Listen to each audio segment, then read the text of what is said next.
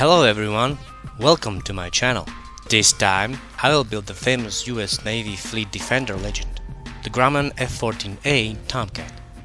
For this build I choose the 1:72 scale Hobby Boss kit. I wanted to use the Academy kit, but it's an old kit, and after my experience with the F-14D Rebel kit, it's better to use something new.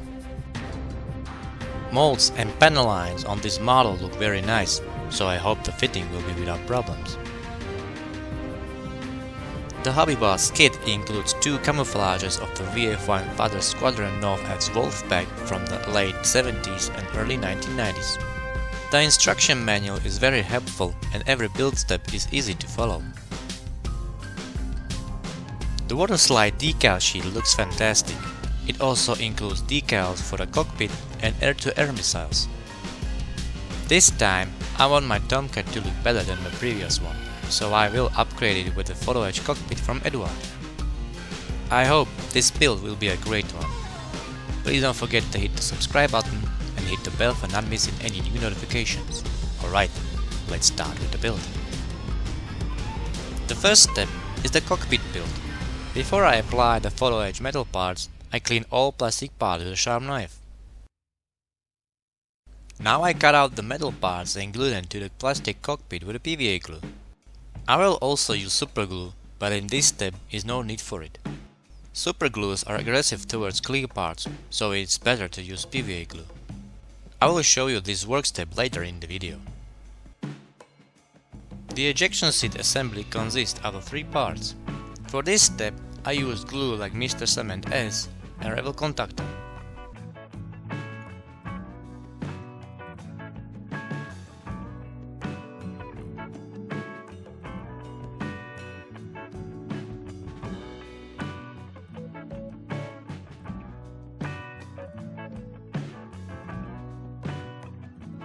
The assembly was very quick. Now I can paint all cockpit parts with Mr. Color paints.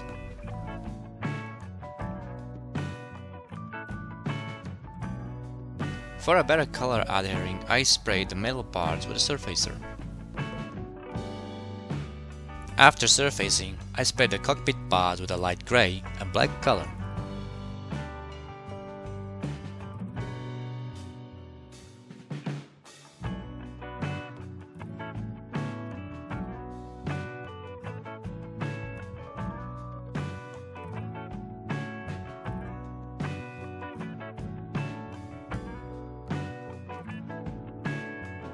Now I paint all small parts with a thin paintbrush.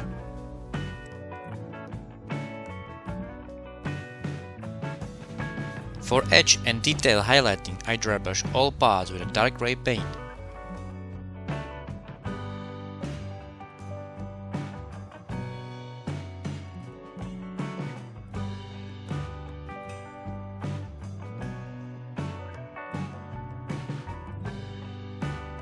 Now I add a layer of clear varnish, because it's time to apply washes.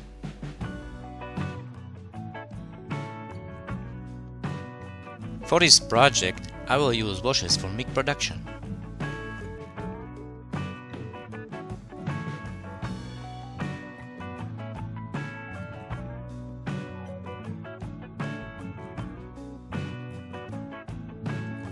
MIG washes dry out after 20 minutes and now I remove them with a cotton swab.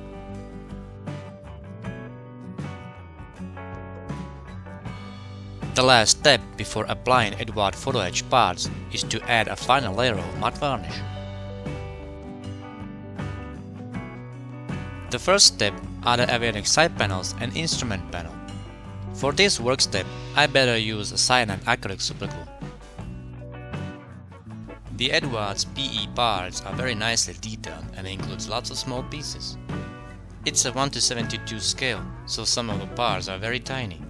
I don't have good eyes like I had before, so I had to use my glasses and a special magnifying headband tool. The cockpit parts are finished, so I can assemble the whole cockpit together. Some of the PE parts will be glued at the end of the whole Tomcat build. I will come to that later. Now I glue the cockpit to the front section of the fuselage.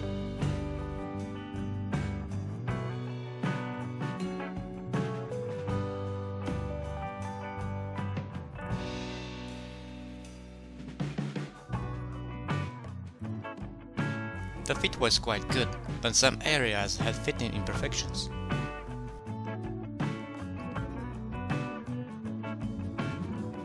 To be sure, I added a weight to the radar cone.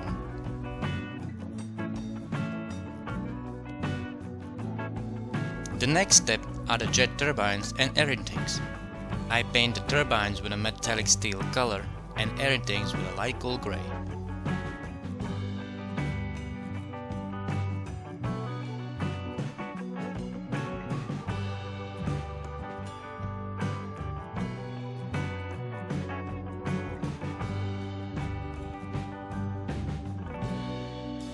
Now I wash the turbines with a neutral gray wash.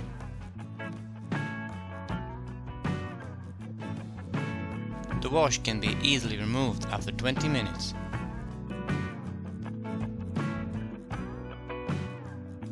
After the wash step is finished, I glue the turbines and the air intakes to the lower part of the fuselage.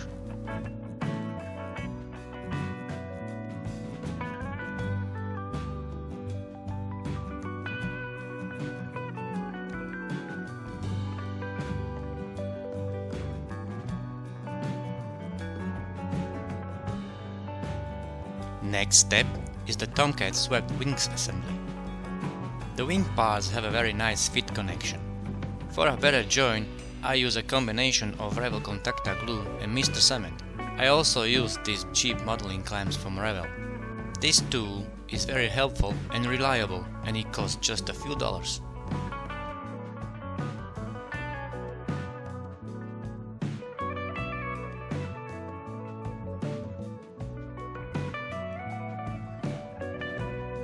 Now I glue the outlet nozzles to the fuselage. I decided to work on them before the paint job.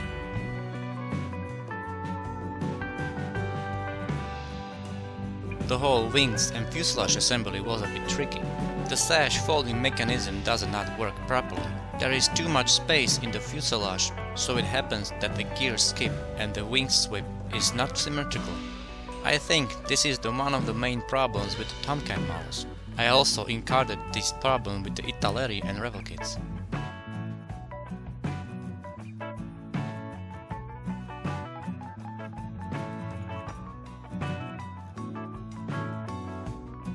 The fuselage fit was good, but without problems.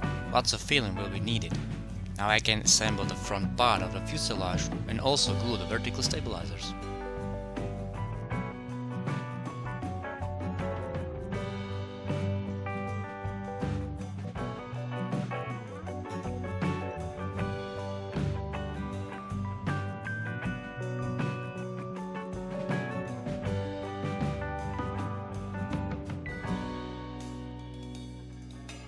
I checked out lots of pictures of the F-14A and I didn't find any heads-up display. All technical data were transferred on the front canopy section, so I can glue it to the fuselage. Now it's time to fill the model with putty. I must say that this 2011 kit is full of gaps and imperfections. Another putty monster in my collection.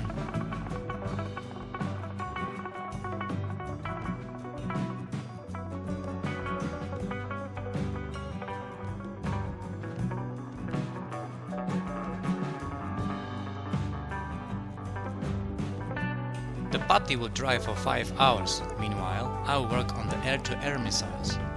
The kit includes 2 AIM-9 Sidewinder, 2 AIM-7 Sparrow, and 4 AIM-54 Phoenix missiles. The Sidewinder and Sparrow missiles are molded from one piece, only the Phoenix must be put together.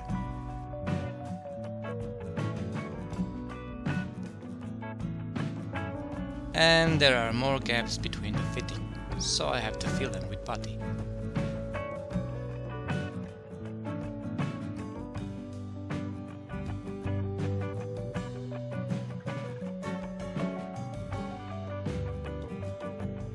Everything is ready for sanding. I use various types of sandpaper from grade size 320 up to 1500.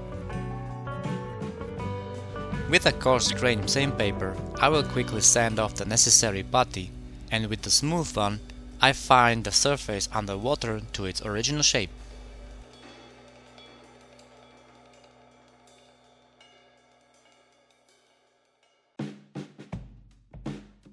For a quite new kit, the model is full of gaps, but the putty is finally sanded down. Before surfacing, I masked the cockpit canopy with mask from Edward. Yeah, I know, they are not for this kit, but no matter, I can handle it.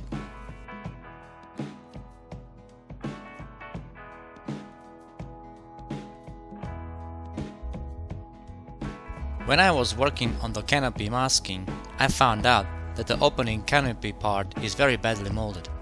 There are visible molding lines on the top of the part. They must be sanded down and polished. I use sandpapers from grains of 1000 up to 3000. It looks much better now. The last step is to polish it with polishing paste.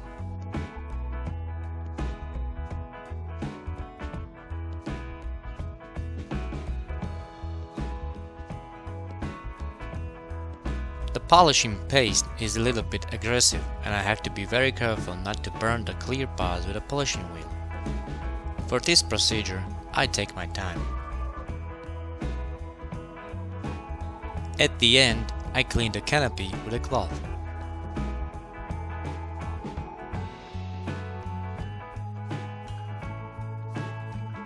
Now I mask the cockpit and make some final assemblies.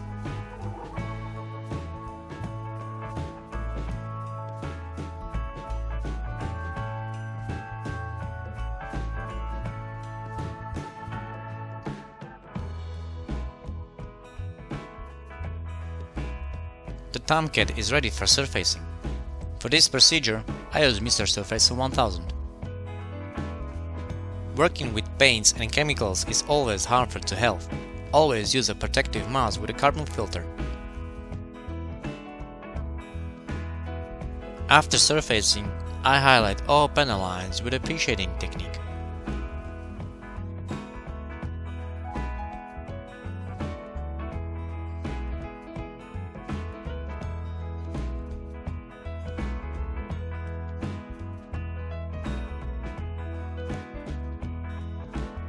I stay a bit with the black paint and spray all necessary parts such as wheels, parts of the jet nozzles covers and landing gear shafts.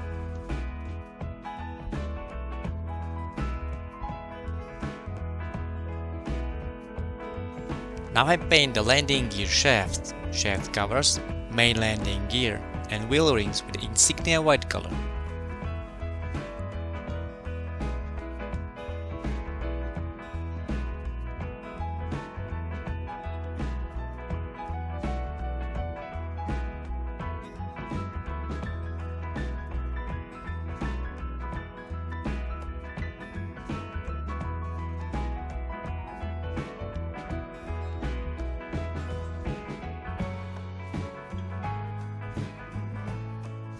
I mentioned that I wanted to paint the jet exhaust pipe before the paint job. The inner side is sprayed with a combination of matte black and light grey. Now I highlight the exhaust pipes with a dark wash from Mick Jimenez. And there is another problem. The kit comes with 2 additional jet nozzles. The retracted nozzles are nicer, but after they are put in place, there is a huge visible gap between the parts, so I will probably use the second variant. Before the main paint job, I masked all necessary parts with masking tape.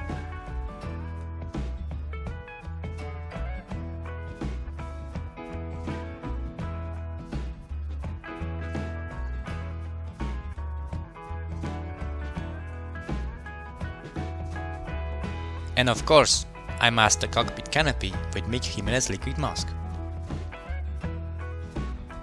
For the model's paint job, I chose a light cool grey camouflage scheme of the Tomcats operating from the aircraft carrier USS Ranger from the Gulf War in 1991. I want to create a worn-off and weathered camouflage, so I dilute the paint in a 1:4 ratio to leveling thinner.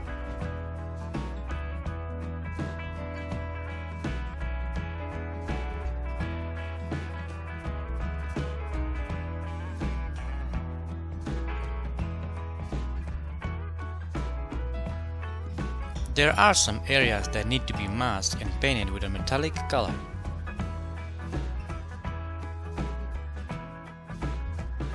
After that, I remove all masking tape except the cockpit.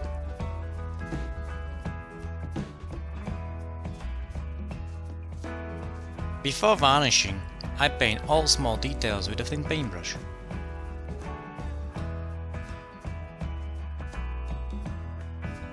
The first layer of varnish should always be shiny. It's the best way for the next step, applying the waterslide decals.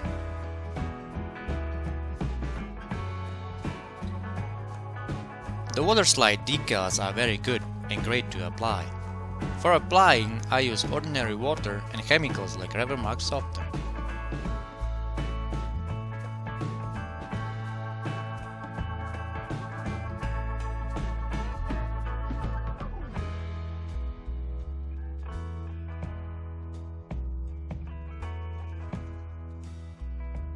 To be sure, I seal the decals with 2 layers of Mr. Color GX100 Super Clear varnish.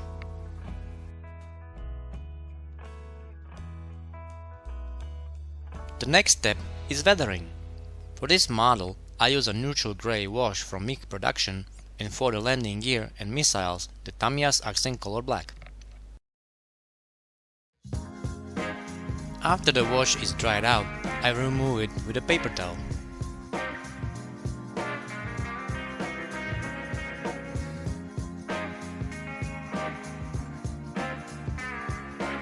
For hard-to-reach places, I use a cotton swab.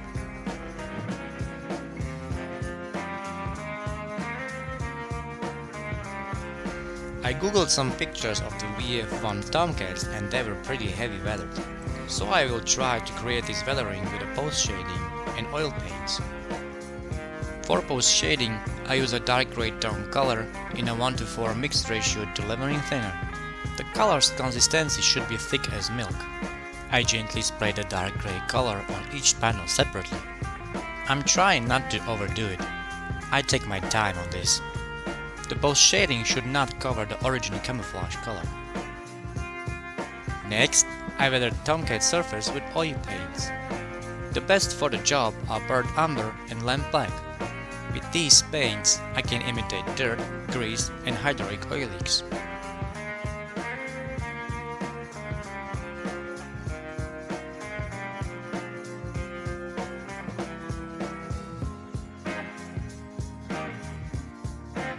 After the weathering procedures are complete, I seal them with a layer of matte varnish.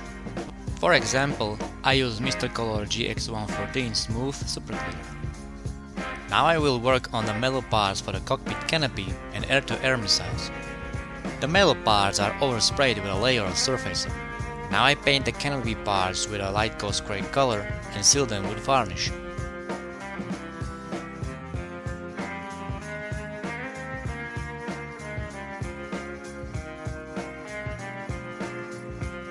And the air-to-air missiles as well.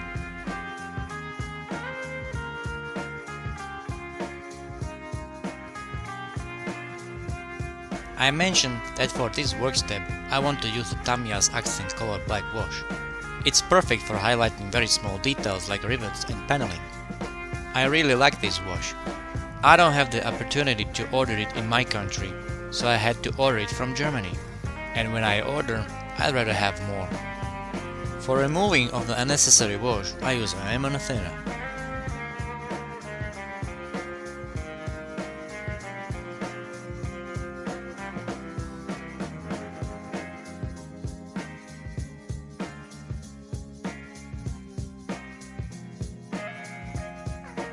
And now back to the PVA glue. I use it for gluing metal canopy parts to the plastic. Other glues like Revell, Agama or Mr. Cement are too risky to apply.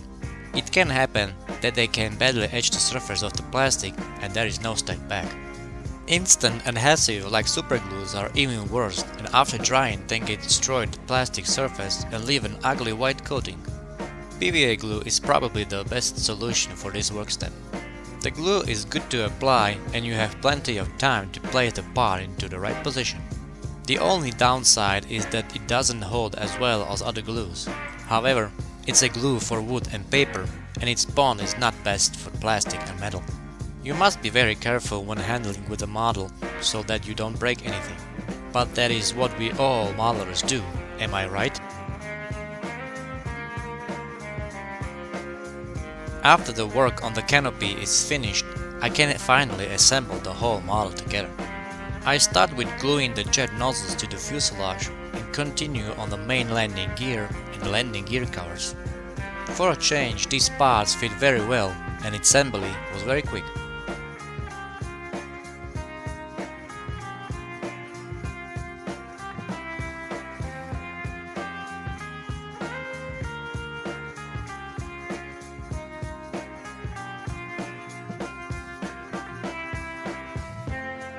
Next, I continue on the Tomcat's weapons. First, I glue the AIM-7 Sparrow and the AIM-9 Sidewinder missiles on their hardpoint. For a stronger bond, I rather use a Loctite cyanide acrylic superglue.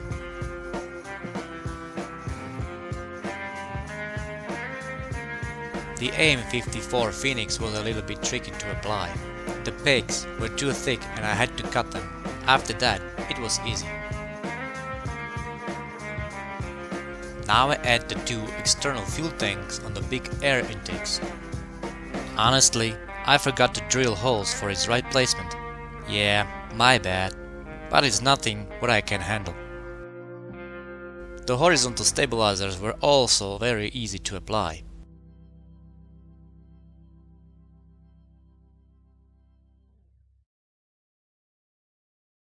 At the very end of the whole build, I glued the cockpit canopy to the fuselage. Alright, the Hobby Boss 1:72 scale F-14A Tomcat is finally finished. This model was very fun to build, but it was full of surprises, good and bad. I hope you liked this video. Please subscribe to my channel, like or leave a comment down below. If you are interested to follow my work, join me on Facebook or Instagram. There is a link in the description. Thank you for watching and see you next time.